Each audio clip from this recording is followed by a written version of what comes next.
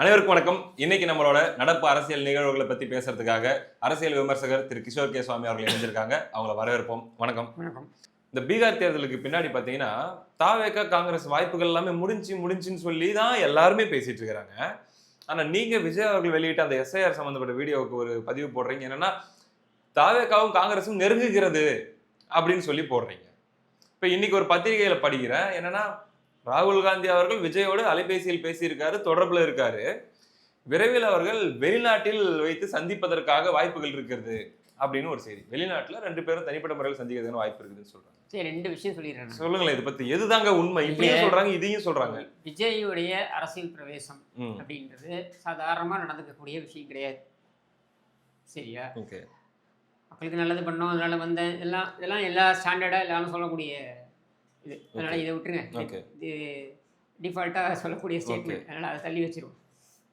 அவர் நிறைய கணக்குகளை போட்டு தான் வந்திருப்பார். இந்த கணக்குகளில் ஒன்று காங்கிரஸ். ஸோ காங்கிரஸை பொறுத்த வரைக்கும் அவங்க உரிய நேரத்தில் உங்களுக்கு ஆதரவு கொடுப்போம் அல்லது காங்கிரஸுடைய ஆதரவை எடுக்க முடியும் அப்படின்ற இந்த நம்பிக்கையின் அடிப்படையில் தான் அவர் அவருடைய பிரவேசத்தை கொண்டு வரார். அவருடைய அறிவிப்புகள் பாருங்க, அவருடைய அறிக்கைகள் பாருங்க, இல்லை காங்கிரஸ் லைனையே டோ பண்ணியே இருக்கும். கண்டிப்பாக. சரியா? அதே மாதிரி காங்கிரஸும் பார்த்தீங்கன்னா இவருக்கு எதிராக மற்ற எல்லா கட்சியும் பேசலாம். காங்கிரஸ் பேச மாட்டாங்க. காங்கிரஸ் மட்டும் பேசுறது கிடையாது, மற்ற எல்லாரும் பேசலாம். 2 கட்சிகள் விஜய்க்கு எதிராக மிகப்பெரிய அளவில் கருத்து பரிமாற்றங்கள் செய்வதில்லை. ஒன்று அதிமுக, இன்னொன்று காங்கிரஸ். இவங்க 2 பேரும் பண்ணுறது கிடையாது. அதிமுக செய்யாததுக்கு காரணம், அதிமுகவை பொறுத்த வரைக்கும் விஜய் தனியாக இருந்தாலும் நமக்கு லாபம், நம்ம கூட வந்தாலும் லாபம், இப்படி அவங்க கருத்து அவங்க போயிடுறாங்க. புரியுது. காங்கிரஸை பொறுத்த வரைக்கும் என்னென்னா விஜயை வைத்து நம்ம லாபம் பார்க்க முடியும், அவன் பவிச்சுக்கணும். விஜயை வச்சு நம்ம லாபம் பார்க்க முடியும். என்னைக்காக இருந்தாலும் சரி, சப்போஸ் மக்களுடைய பேர் ஆதரவுடன் விஜய் வராருன்னு வைங்க, நாம் ஏன் அதை விடணும்? கண்டிப்பாக. அப்படி தான் அவங்க பார்க்குறாங்க. அப்போ அவங்க விஜயை கொண்டு போய் பாஜகவுடைய அவங்க விரும்பலை. அதே மாதிரி இன்னொன்று கூர்ந்து கவனிங்க.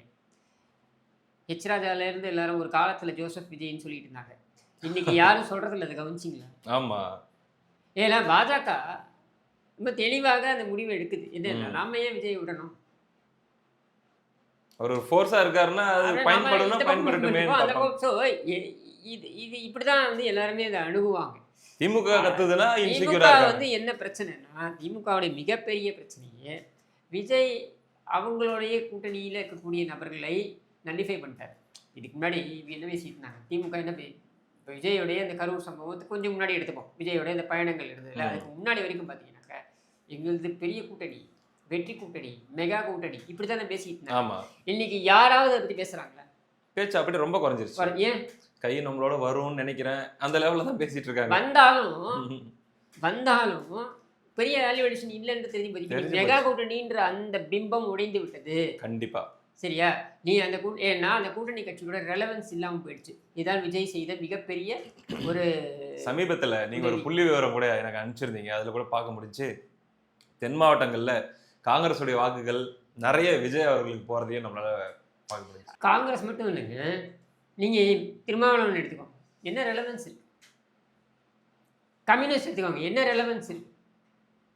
இப்போ இவங்க எல்லாருமே என்ன மோடுக்கு போக ஆரம்பிச்சிட்டாங்கன்னா, இவங்களால ஒன்று அரசாங்கத்துக்கு முட்டு கொடுக்க முடியல. ஆமாம். 2வது தேர்தல் நெருங்க ரொம்ப ஓவராக முட்டு கொடுத்தோம்னா நமக்கு சீட்டு கிடைக்காது.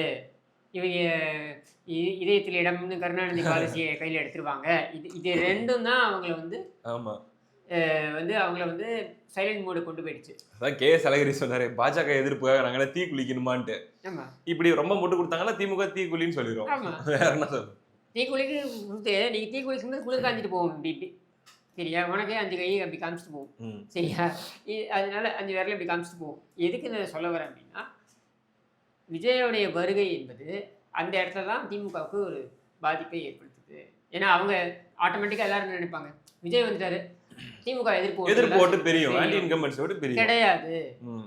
விஜய் எடுக்கக்கூடிய ஓட்டு திமுகவில் இருக்கக்கூடிய ஒரு பங்கு, கணிசமான பங்கை உடைக்கிறது. அப்போ திமுகவில் இருக்கக்கூடிய பங்கை உடைக்கும் பொழுது தான் நம்ம கேள்வியே வருது. 10 ஆண்டுகள் ஆன்டி இன்கம்பன்சி மிகப்பெரிய கூட்டணியை வச்சு 13 கட்சி கூட்டணியை வைத்து நீ 3% டிஃபரன்ஸ் தான் ஜெயிக்கிற. சரியா? இப்போ நீ 5 ஆண்டு உன்னுடைய 4 ஆண்டு அலங்கோல ஆட்சி, எல்லா பக்கமும் ஏமாற்றம். நீ உங்ககிட்ட இருக்க ஒரே ஸ்ட்ராங் பாயிண்ட் என்ன? பெண்கள் வாக்குகள் நம்ம கை விட்டு போகாது. இந்த ரூ. 1000 நம்ம கொடுத்துருக்கோம். அதனால் கை விட்டு போகாது. இந்த பொங்கல் வந்து ஏதாவது தரலாம். இப்படின்றது தான் உன்னுடைய எதிர்பார்ப்பாக இருக்கிறது. அதுதான் உன்னுடைய ட்ரம்ப் கார்டாக நீ வச்சிருக்க. சரியா? இப்போ அதை விஜய் உடைக்கிறாரா? கண்டிப்பா. அப்புறம் அதை தான் ஆதவர்ஜுனா அங்கே போட்டு உடைக்கிறாரு மேடையில். என்ன சொல்கிறாரு? எங்கள் விஜய் வந்து சைக்கிள் ஓட்டிட்டு வந்து கருப்பு சிவப்பு நிறம் போட்ட சைக்கிள் வந்து உனக்கு ஆதரவு தெரிவிச்சாரு, நாங்கள் எல்லாரும் உனக்கு ஓட்டு போட்டோமே அப்படின்றத. அப்போ அதுலேயே நீங்கள் என்ன புரிஞ்சுக்கணும்? அது நிறைய பேர் விமர்சன பார்வை பார்க்குறாங்க பிரதர். ஆனால் எனக்கு இன்னொரு ஆங்கிள் நான் இதை பார்த்தேன். நாங்கள் ரிக்ரெட் பண்ணுறோம். இது ஒரு மாதிரி இன்டைரக்டா சைக்காலஜிக்கலா லாஸ்ட் டைம் டிஎம்கே நல்ல கட்சின்னு நினைச்சு ஓட்டு போட்ட எல்லா மக்களுமே அவர்களுடைய வாய்ஸா நாங்க ரிக்ரெட் பண்றோம். பெரும்பான்மையா சமூக வலைதளங்கள்லயே பாருங்க, நீங்க வந்து என்னடா பாஜகவோட மோசமா இருக்கீங்க, உங்களுக்கு போய் ஓட்டு போட்டேன்டா இப்படின்னு சொல்லக்கூடிய நபர்கள் அதிகம். அந்த தாட்டை தானே அந்த பேச்சும் ஏற்படுத்துது. அதுதான் சொல்றேன் நான். அப்போ ரொம்ப இப்ப அண்ணாதிமுக ஏன் கவலைப்படணும்? ஆப்வியஸா கவலைப்பட வேண்டிய அவசியம் இல்லை. எனக்கு என்ன இருக்கு இருக்கிறதுக்கு? நீ எப்படி என்னுடைய ஓட்டை பிரிப்ப? எவ்வளவு ஓட்டை பிரிக்க போற? என்னுடைய ஓட்டை விட அதிகமா நீ ஏற்கனவே ஓட்டை போட்டிருந்த திமுக ஓட்டை தானே நீ பிரிக்க போற. ஆமா, அவன் கண்ணை மூடிக்கிட்டு திமுக ஓட்டு போட்டவன் தானே, அதைத்தானே நீ உடைக்கிற. உடைச்சிட்டு போ. எந்தையும் உடைக்கிற, அவந்தையும் உடைக்க போற. யார் பலசாலின்னு பார்த்துருவோம். புரியுது. 5 சரிபாதியா உடைச்சாலும் கூட எனக்கு அட்வான்டேஜ் நான் எடுத்துக்கிறேன். புரியுது. சரியா? இப்படிதான் அவங்க அதை ஃப்ரண்ட்ல எடுத்துட்டு போவாங்க. ஸோ இதுதான் வந்து நீங்க வந்து இங்க திரும்ப திரும்ப நான் சொல்றேன், காங்கிரஸ் வந்து சீரியஸான பேச்சுவார்த்தையை நடத்தி கொண்டு இருக்கிறது விஜயுடன். ஆனா அது வந்து வெறும் பார்கெனிங்க்கு தான், திமுகவை டீஸ் பண்றதுக்கு தான் அப்படின்னு சொல்றாங்க. அப்படிலாம் இல்லை. திமுகவுக்கு என்னங்க இப்போ போகுது? போடான்னு வாங்க. திமுகவை என்ன சொல்லுவாங்கன்னா, திமுகவுக்கு ஈவன் ஒரு கால் வராது, நடக்காது, ஆனால் நடக்குதுன்னே வச்சுப்போம். 2026 ஜெயிச்சாங்கன்னா கூட அது எப்படி ஆட்சி நடத்துவான்? 29 வரைக்கும் பாஜக இருக்குங்க, இத்தனை ஊர்பட்ட கேஸ் இருக்கு, அவ எப்படி ஆட்சி நடத்துவான்? பிச்சு எடுத்துருவாங்க. ஒண்ணுமே பண்ண முடியாது ஈன்ற ஒரு நிலைமை தானே. அப்போ அவன் ஏன் பகச்சிக்கணும்? நீ எப்போ விஜய் வளருவான்னு பார்த்துக்கிட்டு இருக்க, உனக்காக நான் வந்து அவனை பகச்சிக்கணுமா? இப்படிதான் அவன் யோசிப்பாங்க. சரியா? அப்படி இருக்கும் பொழுது காங்கிரஸ் இல்லாமல் நம்ம வந்து கூடுதல் இடங்களை விசிகா கொடுக்கலாம், தேமுதிக கொடுக்கலாம். தேமுதிக ஆஃபர் பண்ணலாமே. காங்கிரஸ் 25 சீட்டுங்க, 25 சீட்டில் நான் 15 சீட் தரேன், என்ன தேமுதிக வேணாம்னு சொல்லுவாங்களா? கண்டிப்பாக சொல்ல மாட்டாங்க. கொடுக்கலாம் இல்லையா? அதே மாதிரி விசிகாக்கு கூடுதலாக கொடுக்கலாம். ஏன்னா அவங்க எப்படியும் கூடுதலாக கேட்க தான் போகிறாங்க, அவங்க வந்து சும்மா போக போகிறது இல்லை. சரியா? இப்போ கேள்வி என்னன்னா, காங்கிரஸ் விஜயுடன் போனா விசிகா போகுமா போகாதா? ட்ரிக்கியான கேள்விதான்.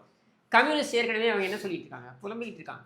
பாஜக எதிர்ப்பு தவிர இவங்க கூட நாங்கள் இருக்கிறதுக்கு வேற காரணமே இல்லை அப்படின்றாங்க. இப்போ அந்த அணி பலம் பெற்றால் இவங்க அங்கே போகலாமே. கண்டிப்பாக போகலாம். அது மாதிரி நடந்திருக்கு. ஒரு கம்யூனிஸ்ட் இங்கே இருப்பாங்க, ஒரு கம்யூனிஸ்ட் அங்கே இருப்பாங்க, இப்படிலாம் நடந்திருக்கு. ஒரு கம்யூனிஸ்ட் திமுகவோட, ஒரு கம்யூனிஸ்ட் அதிமுகவோட, இப்படிலாம் நின்றுருக்காங்க. சரியா? அது மாதிரி நிற்கலாமே. இன்னும் பலம் பெற வாய்ப்பு இருக்குது. விஜய் காங்கிரஸுக்கு இன்னொரு பெரிய அட்வான்டேஜ் என்னன்னா, கேரளா பாண்டிச்சேரி அஷ்யூர் பண்ணுறீங்கல்ல. சவுத்தில் அவங்க பெரிய ஒரு பில்டப் அவங்க கொடுக்க முடியல. தெலுங்கானாவில் நாங்கள் ஆட்சியில் இருக்கோம், கர்நாடகாவில் நாங்கள் ஆட்சியில் இருக்கோம். பீகார் தேர்தல் தோல்வி என்பது ஜார்க்கண்ட் வரைக்கும் அவர்களுக்கு பிரச்சனையை கொடுக்குறது. அடுத்து ஜார்க்கண்ட் அரசு கவிழலாம், அதாவது அரசு கவிழாது, ஆனால் இவர்களை வெளியே அனுப்பிவிட்டு என்டிஏவோட வருவதற்கு சோரேன் தயாராக இருக்கலாம் அப்படின்னு சொல்லப்படுகிறது. அப்படி வரும் பொழுது நார்த்தில் மிகப்பெரிய அளவில் இவங்க வந்து துடை தெரியப்படுகிறார்கள் அப்படின்ற ஒரு பிம்பம் இருக்கு இல்லையா? இதை உடைக்கிறதுக்கு இருந்துட்டு போகிறேன். நான் சவுத்தில் நான் தான்டா, கேரளாவை நான் பிடிச்சிட்டேன், பாண்டிச்சேரி நான் பிடிச்சிட்டேன், கர்நாடகாவில் நான் இருக்கேன், தெலுங்கானாவில் நான் இருக்கேன், இந்த 4 இடத்துல நான் இருக்கேனே, தமிழ்நாடு ட்ரை பண்ணிட்டு இருக்கேன் அப்படின்னு இதை இவங்களால சொல்ல முடியும்ல. அப்போ அந்த காங்கிரஸுக்கு அந்த புத்துணர்வு திரும்பி வருது இல்லை? இன்னொன்று விஜயை தடுக்கலாம்ல, விஜய் இந்த பக்கம் போகாமல் தடுக்கலாம்ல. இதை அவர்கள் யோசிப்பாங்க. இந்த இடத்துல தான் நான் சொல்றேன், இந்திரா காந்தி ஃபார்முலாவே ராகுல் காந்தி முயற்சிக்கிறார். எம்ஜிஆர் அவர்களுக்கு ஆதரவு தெரிவித்து, இந்திரா காங்கிரஸ் வந்து எம்ஜிஆருக்கு ஆதரவு தெரிவித்து அப்போ அந்த கூட்டணியை அமைத்தது போல இங்கே விஜய் முன்னிறுத்தி நம்ம பண்ண முடியும் அப்படின்னு அவங்க நினைக்கிறாங்க. ஸோ இது சும்மா உருட்டுன்னெலாம் நம்ம எடுத்துட்டு மேலோட்டமாக சீரியஸாகவே இந்த டாக்கு இருக்குன்றதான் உண்மை. ஓகே. திமுகவும் காங்கிரஸ் இல்லாமல் நம்ம வெற்றி பெறுவது எப்படின்றதை யோசிக்க ஆரம்பிச்சுட்டாங்க. ஏன்னா அவங்களுக்கு தெரியுமா, இவங்களால மைனாரிட்டி ஓட்டு வருதுன்ற ஒரு காரணத்திற்காக இவங்களை தூக்கி நம்ம ஏன் சமக்கணும்? அந்த 25 இடத்துல 15 இடம் கூட்டணி எங்களுக்கு போயிடுதுன்னு வைங்க. 10 10 இடம் நம்ம கூடுதலா நமக்கு கிடைக்குதுல்ல. இந்த 10 இடத்துல நம்ம கட்சிக்காரன் நிக்கலாம். இவனுங்களுக்கு எதுக்கு நம்ம செய்யணும்? ஒரு மாணிக்கம் தாகூரையோ, ஒரு ஜோதிமணியோ நாம ஜெயிக்க வச்சு நமக்கு என்ன கிடைக்க போகுது? என்ன கிடைச்சிருக்கு? இதுதான் அவங்களுடைய கேள்வி. 29ல பார்த்துக்கலாம். புரியுது.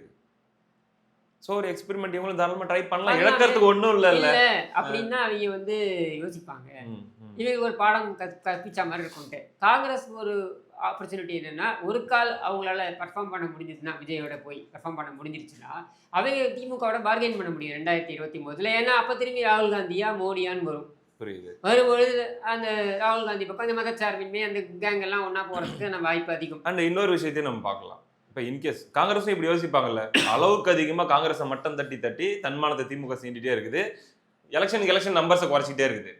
இப்போ இவங்க என்ன நினைப்பாங்க, இது எம்எல்ஏ எலெக்ஷன் தான், நம்ம விஜயோட போவோம், திமுக தோக்கட்டும், தோத்தா நம்மளுடைய வேல்யூ என்னன்னு அவங்களுக்கு புரியும். நேற்று செல்வ பெருந்தகை சொல்றாரு ஒரு மீட்டிங்ல பேசும்போது, 1 லிட்டர் பெட்ரோல் போட்டா 900 மில்லி எங்கிட்ட இருக்கு, உங்ககிட்ட இருக்கு, 100 மில்லி எங்கிட்ட இருக்குன்னா ஏன் 100 மில்லியோட தான் நீ ஏர்போர்ட்டுக்கு போய் சேர முடியும்.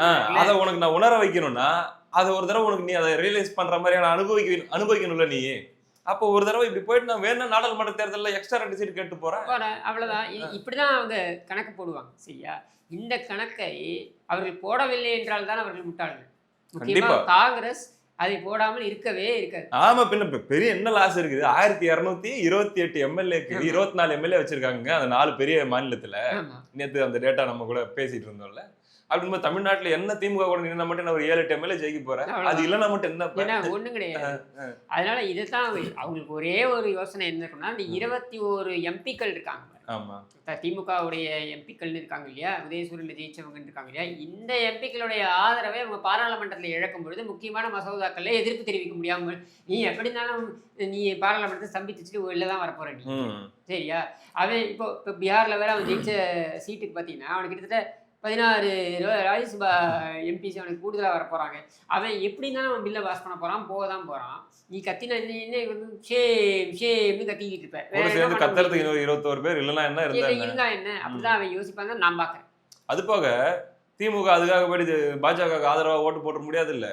அப்படி ஓட்டு போட்டாங்கன்னா இங்க தமிழ்நாட்டில் அவங்களுக்கு அரசியலே இல்லையே. அதுதான். அப்படி அவங்க ஓட்டு போடணும்னா கூட அவங்க அதை பத்திலாம் யோசிக்க மாட்டாங்க. அப்படியா? திமுக அதெல்லாம் யோசிக்கணும்னு நினைக்கவே கூட்டணியே வச்சிருவாங்க.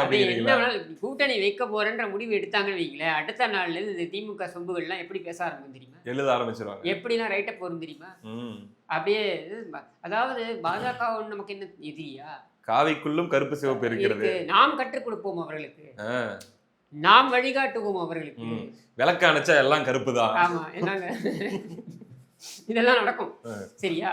ஸோ அதனால அது நீங்க திமுக அந்த இதுக்குள்ளே கொண்டு வராதீங்க. அவங்களுக்கு என்ன ஆதாயமோ அதை செய்வார்கள். நாளைக்கு மோடியோட போனா அவங்களுக்கு ஆதாயம்னா சத்தியமா அதை செய்யறதுக்கு அவங்க தயங்கவே மாட்டாங்க. புரியுது. அது கருணாநிதி காலத்துலேருந்து அப்படித்தான். அது ஒரு தப்புன்னு சொல்ல முடியாது. ஏன்னா அரசியல் கட்சிகள் இருக்கிறதா தான். சரியா? இல்லைன்னா நீ கடைசி வரைக்கும் நீ வந்து கொள்கைக்காக நான் இருக்கிறேன்னு ஒரு மேடையில் வந்து கத்திக்கிட்டு இருக்க வேண்டியது தான். ஓகே, ஃபாஸ்ட்டாக முடிச்சிடலாம் ஒரு டாபிக் மட்டும். ஆதவ் அர்ஜுன் அவர்கள் பற்றி ஒரு 2-3 நாளாகவே இல்லைங்க, இந்த ஒரு 10-15 நாளாகவே ஸ்லீப்பர் செல்னு ஒரு கான்செப்ட் ஓடிட்டு இருக்குது. நீங்கள் ஒரு தனிப்பட்ட வீடியோ ஒன்று போட்டிருந்தீங்க. இப்போ இன்னும் கூடுதலாக அது 2 நாளாக இன்னும் அதிகமாக இருக்குது ஆதவ் அர்ஜுனை பற்றிய இந்த மாதிரியான பேச்சுகள். உங்களுடைய வியூ என்ன? நல்லா புரிஞ்சுக்கோங்க. ஆதவ் அர்ஜுனா திமுகவில் ஏமாற்றப்பட்டவருங்க. அவர் வந்து அவங்க கட்சிக்காக உண்மையிலேயே ஸ்மிட்டன் சொல்லுவாங்க, ஆங்கிலத்தில் ஸ்மிட்டன் அப்படின்வாங்க. ஸ்மிட்டன்னா என்னன்னா அப்படியே தேனாரும் பாலாரும் ஓடும்போது நம்பி போனவர். ஓகே, திமுக ஒரு புரட்சியை ஏற்படுத்தும் அப்படின்னு நம்பி போனவர். சரியா? நமக்கு தானே தெரியும் திமுக என்னன்னு. சரியா? இப்படி போறவங்க நிறைய பேர் இருக்காங்க. சரியா? அதாவது அவங்க கொடுக்குற 4-5 புக்ஸ் இந்த வச்சிருக்காங்கல்ல. இப்போ ஒன்று அறிவு திருவிழா பண்ணி அதுக்கப்புறம் அந்த வள்ளுவர் படத்தில் ஒரு 10 புக்கு, அந்த புக்கில் இருக்கிற ஆஹா ஓஹோ இது இல்லை அவங்களுடைய கதையெல்லாம் இருக்கும்ல, இதையெல்லாம் பார்த்து இவங்க உண்மைன்னு நினச்சிக்கிட்டு அவங்க போய் விழுறவங்க இருக்காங்க. இப்படி விழுந்து அது உழைச்சிருக்காரு. அப்போ அது 2021 வரைக்கும் அவரை யூஸ் பண்ணிக்கிட்டு 2021 தேர்தல் முடிஞ்சு ஒரு 2-3 வாரத்திலேயே அவரை கூப்பிட்டு நீ உன் ஆர்கனைசேஷனை என் கையில் கொடுத்துருப்போன்னு சொல்கிறாங்க. அதுதான் இப்போ இருக்கக்கூடிய பெண் நிறுவனம். சரியா, அப்போலேருந்தே அவருக்கு தெரியுது இவங்க எப்படிப்பட்டவங்க அப்படின்ட்டு. அதுக்கப்புறம் நீங்கள் பார்க்குறீங்க இவங்க என்ன மானாவாரியாக வாக்குறுதியில் ரெடி பண்ணது ஆதரவு தானுங்க. ஒவ்வொரு இடத்துக்கும் சாலையில் கூட்டு போய் உட்கார வச்சு வாக்குறுதி கொடுத்தது வாங்கி கொடுத்ததும் ஆதரவு தானுங்க. அவங்க தானே போய் பண்ணாங்க. அப்படின்னும் பொழுது என்ன இது சொன்னதுக்கெல்லாம் மாறாக நடக்குது அப்படின்றது அவங்களுக்கும் தெரியுது ஒரு பக்கம். சரி, அட்லீஸ்ட் நமக்கு ஏதாவது பிரதிநிதித்துவம் கிடைக்குமானா அதுவும் கிடையாது அப்படின்றதுல அவங்க தெளிவாக இருக்காங்க. ஏன்னா அதை விட்ட ஒர்க்கு மட்டும் இல்லை, அதை விட்ட பணம் இருக்குது. ஆமாம், அப்படின்னும் பொழுது அதை மேட்ச் பண்ண முடியும். கருணாநிதி குடும்பத்தில் பல்லாயிரக்கணக்கான கோடி இருக்குது. ஆனால் இவன்ட்ட இருக்கிறத வச்சு மேட்ச் பண்ண முடியுமே அப்படின்னும் பொழுது இவங்க கொஞ்சம் யோசிப்பாங்க. சரியா, ஏதோ இந்த கருணாநிதி குடும்பத்தில் தின்னது போக அந்த தட்டிலேருந்து கீழே விழுது பாருங்க பருக்கைகள். இந்த பருக்கைகளை எடுத்துகிட்டு போகிறவனை வச்சுப்பாங்க. சரியா, ஆனால் இவனுக்கு ஈக்குவலான பாஸ்டரோட வரக்கூடியவன், அதுவும் பணம் பொறுத்தவனா இருந்தானா எப்படி ஏற்றுப்பாங்க? ஓகே, நீங்கள் நேருவோ பொன்முடியோ ஏவாவேலுவோ ஏன்னா இவங்க ஜெகத் ரட்சகனோ இவங்க எல்லாமும் பணம் படைத்தவர்கள் தான். ஆனால் இவங்கெல்லாம் கருணாநிதி காலத்திலே இருந்து வந்தவங்க, டிஸ்கவுண்ட் பண்ண முடியாது. ஆனால் இப்போ நீங்கள் அந்த உதவாநிதியை சுற்றி இருக்கக்கூடிய கும்பல் எடுத்து பாருங்க. டிஆர்பி ராஜா இந்த டிஆர்பி பாலுவோட பையன்றதுனால டிஸ்கவுண்ட் பண்ண முடியாது.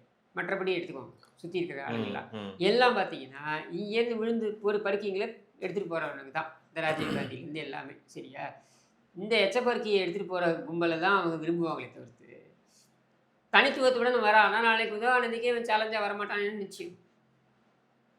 எதுக்கு நம்ம அது இடம் கொடுக்கணும் அப்படின்ற ஒரு எண்ண ஓட்டம் அவங்களுக்கு இருக்கும். இவனை போய் எம்எல்ஏ எம்பி ஆக்கி இவனை அனுப்பி இதெல்லாம் எதுக்கு? இல்லை, விஜய்க்கு கெடுதல் பண்ணிட்டு இருக்காரு. விஜய்க்கு வந்து எப்படியே கெடுதல் பண்ணுவான் விஜய். நான் சொல்கிறேங்க, இன்னைக்கு நீ ஏற்றுக்காம மாதம் 10 கோடி ரூபாய் எவங்க செலவு பண்ணுவான்? ஆதரவு பண்ணுறாரு. இப்போ ஆமாங்க, இல்லைன்னா எப்படி அந்த ஸ்ட்ரக்சரை நீங்கள் இது பண்ணுவீங்க? எப்படி நீங்கள் மெயின்டைன் பண்ணுவீங்க இந்த ஸ்ட்ரக்சரை? ஓகே, தாவேக்காவுக்கு. ஆமாங்க, நீ கட்சியில் நல்ல பெரிய கீழ் ஸ்ட்ரக்சர் இருக்கா? ஒன்றுமே கிடையாதுங்க. மாநில பொறுப்பில் இருக்கக்கூடிய யார்? நிர்மல்குமார் இருக்காப்புல. என்ன அவர் பெரிய மணி பேக்ரவுண்ட்லாம் கிடையாது. அருண்ராஜ் இருக்காரு. அருண்ராஜ் ஐஆர்எஸ் பின்னணிலாம் வந்ததுனால ஓரளவுக்கு அவர் இந்த ஸ்ட்ரக்சர் என்னன்றது புரிஞ்ச ஒருத்தர். புஷியானந்த் இந்த ஃபேன் கிளப் இருக்கு இல்லையா, அந்த ரசிகர் மன்றம் இருக்கு இல்லையா, அதை நெட்வொர்க்கிங்கில் அவர் கொஞ்சம் ஸ்ட்ராங். இதுதான் இவங்க 3 பேர் தான். இது தவிர்த்து யார் இருக்காங்க? ராஜ்மோகன் இருக்காரு, அவர் ஒரு பேச்சாளர். சரியா, அவர் இஸ் அ குட் மேன், பேச்சாளர். கடந்து வேறு யார் இருக்காங்க? நீங்கள் இந்த ஸ்ட்ரக்சர் ரன் ஆகிட்டு இருக்கிறது காரணம் ஆதவ் தான். ஓகே, இல்லைன்னா விஜய் என்ன முட்டாளா? ஆதவ் வச்சுட்டு இருக்கிறதுக்கு ஒன்றும் கிடையாதுங்க. எண்ட் ஆஃப் தி டே விஜய் அரசியல்வாதி தானே. இன்னொரு விஷயமும் நம்ம கேள்விப்பட்டோம். ஆஃப்டர் இந்த கரூர் இன்சிடென்ட்டுக்கு அப்புறமா அவங்க அப்பாவுக்கும் அவருக்குமான அந்த நெருக்கமும் புரிதலும் கொஞ்சம் அதிகமாகி அவருடைய கைடன்ஸையும் கேட்டுக்கிறாரு இப்போன்றதையும் கேள்வி. எல்லாருடைய கைடன்ஸையும் வாங்கிக்கலாங்க. பட் நான் என்ன கேட்குறேன், திமுக வந்து விஜய் அப்ரோச் பண்ணோம்னா இதுக்கு ஆதரவு தான் தேவையா? சபைஸ் டைரெக்டாக ஃபோன் பண்ணி பேச முடியாதா விஜய்கிட்ட? உள்ள அனுப்பி அப்படியே உள்ள இருந்து அப்படியே பேசிக்கலாம்பா. என்ன இன்னும் 2000 கோடியா? சரி 4000 கோடி நான் தரேன்னு சொல்ல முடியாதா? உனக்கு 10 படம்பா, back to back superstar கொடுக்குறாங்க பாருங்க படம், மாதிரி 10 படம் நான் தரேன். உலக நாயகன்லாம் 2027 28 வரைக்கும் இப்பயே போட்டு வச்சிட்டாரு அப்படின்னு அந்த மாதிரி பேச முடியாதா? கிடையாது. சரியா, அதனால அவங்க வந்து ஆதவர்ஜுன் தான் பயன்படுத்தணும்னு அவசியம் கிடையாது. அவங்க நினைச்சாலும் டைரெக்டாக ஃபோன் பண்ணி பேசிட்டு போகிறாங்க. புரியுது. அப்படி அந்த கட்சியிலே போய் நீ ஸ்பாயில் பண்ணுறதுக்கு என்ன இருக்குது? ஏன் இந்த கட்சியிலேருந்து இந்த கட்சியில் போய் ஸ்பாயில் பண்ணுறதுக்கு அங்கே என்ன இருக்குது? ஏன்னா அந்த கட்சி இப்போ தான் ஃபார்ம் ஆகிட்டு இருக்கு. புரியுது. 2ஆம் கட்ட தலைவர்களே கிடையாது. புரியுது. இருந்தால் கூட இது லாஜிக். சரியா, ஏதாவது இருந்தால் தான் நீ எங்கேயாவது வந்து குச்சி கொண்டு வந்து இங்கே ஒன்றும் இல்லை எதுவுமே கிடையாது. அப்போ விஜய் வந்து அவர் தப்பாக விஜய் கண்ணு இல்லையா, காது இல்லையா? யாரும் சொல்லவே மாட்டாங்களா, பேச மாட்டாங்களா? இல்லை அவருக்கா தெரியாதா? ஆக்சசிபிலிட்டி கிடையாதா? எல்லாம் சும்மா கதை. ஓகே, ரொம்ப நேரம் உங்களுடைய நேரத்தை செலவு பண்ணி உங்களுடைய கருத்துக்களை எல்லாம் பகிர்ந்து கொண்டதுக்கு ரொம்ப நன்றி பிரதர்.